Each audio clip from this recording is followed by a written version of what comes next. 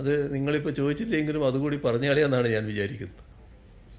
അത് നമ്മുടെ കേരളത്തിലെ പ്രധാന രാഷ്ട്രീയ പാർട്ടികളിൽ ഒന്നാണല്ലോ ഇന്ത്യൻ യൂണിയൻ മുസ്ലിം ലീഗ്. കോൺഗ്രസ് UDFൽ കോൺഗ്രസ് കഴിഞ്ഞാലുള്ള ഏറ്റവും പ്രധാന പാർട്ടിയാണത്.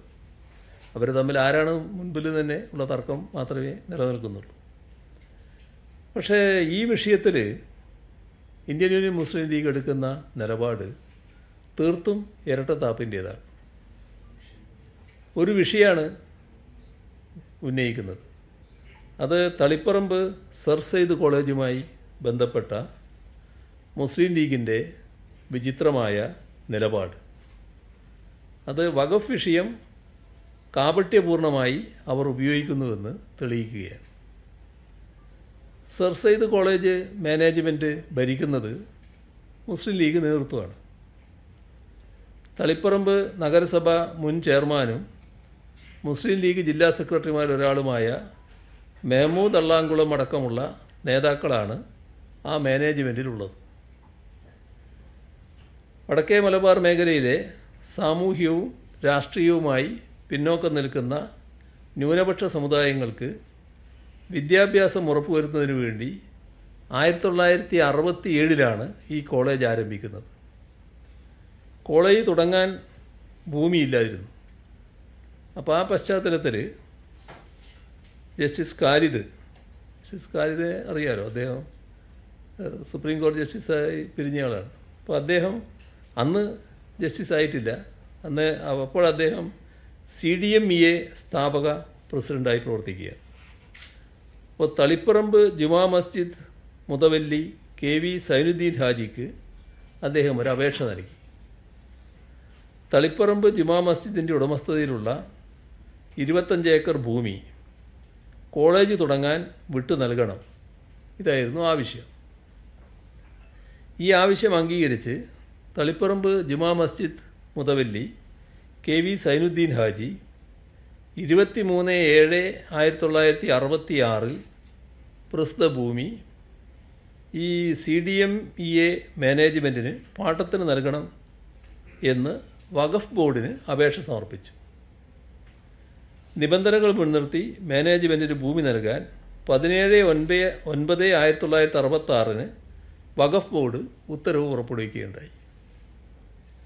ഉത്തരവനുസരിച്ച് 204/1967 അങ്ങനെയുള്ള ഒരു നമ്പർ പ്രകാരം ജില്ലാ രജിസ്ട്രാർ P. രാധാകൃഷ്ണ മേനോൻ മുൻപാകെ 44.5 രൂപ ഫീസ് അടച്ച് തളിപ്പറമ്പ് ജുമാ മസ്ജിദ് മുതവല്ലി KV സൈനുദ്ദീൻ ഹാജി 1-ാം നമ്പറുകാരനും CDMEA സ്ഥാപക പ്രസിഡന്റ് അഡ്വക്കേറ്റ് V. ഖാലിദ് 2-ാം നമ്പറുകാരനുമായി എഴുതിയ ലീസ് ആധാരപ്രകാരം സർ സെയ്ദ് കോളേജ് നിർമ്മിക്കുകയും 54 വർഷം വാടക നൽകുകയും ചെയ്തിരുന്നു. ഏക്കറിന് 1 വർഷം 5 രൂപ തോതിൽ 125 രൂപ വാടക നിശ്ചയിക്കുകയും 3000 രൂപ മാനുഷം കൈപ്പറ്റുകയും ചെയ്തു. പിന്നീട് 18/1/2007 മുതൽ 3000 രൂപയും 31/10/2016 മുതൽ 3 ലക്ഷം രൂപയുമാക്കി വർദ്ധിപ്പിച്ചു. 2021 വരെ കൊടുക്കുകയും ചെയ്തിട്ടുണ്ട്. 1967 കാലത്ത് മലബാറിൽ ജീവിച്ച് പ്രഗത്ഭനായ നിയമവിദഗ്ധനായി സുപ്രീം കോടതിയിലടക്കം സേവനമനുഷ്ഠിച്ച് ജസ്റ്റിസ് V. ഖാലിദിനെ പോലുള്ള നിയമവിദഗ്ധരും CKP ചെറിയോമുക്കൈ, പിലാക്കണ്ടി ഹുസൈൻ സാഹിബ് തുടങ്ങിയ സാമൂഹ്യ രാഷ്ട്രീയ വിദ്യാഭ്യാസ പ്രവർത്തകരും ചേർന്ന് നടത്തിയ ലീസ് ആധാരം നിലവിലെ ലീഗ് നേതാക്കൾ ആയ CDMEA ഇപ്പോഴത്തെ ഭാരവാഹികൾ തള്ളിപ്പറയുകയാണ്. ഇതാണ് പ്രശ്നം. ഹൈക്കോടതി നൽകിയ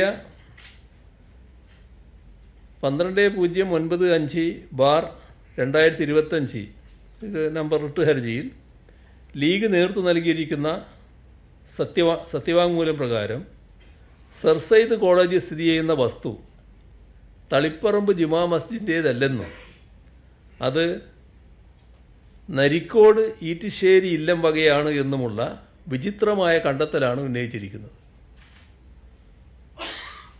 പള്ളിയുടെ ഉടമസ്ഥതയിൽ വർഷങ്ങളായുള്ള ഭൂമി വഖഫ് പ്രോപ്പർട്ടി അല്ലെന്ന നിലപാടെടുക്കാൻ ലീഗ് നേതൃത്വത്തെ പ്രേരിപ്പിച്ച ചേതോവികാരം എന്താണ് എന്ന് അവർ തന്നെ വ്യക്തമാക്കേണ്ടതാണ്.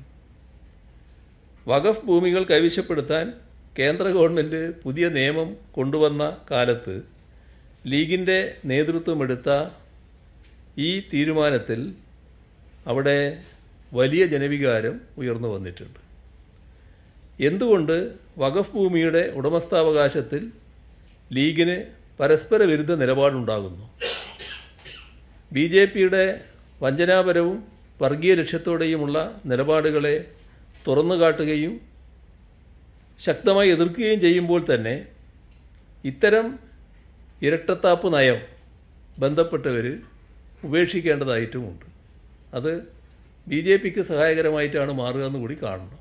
അതാണ് അതുമായി ബന്ധപ്പെട്ട് ചൂണ്ടിക്കാണിക്കാനുള്ള കാര്യം.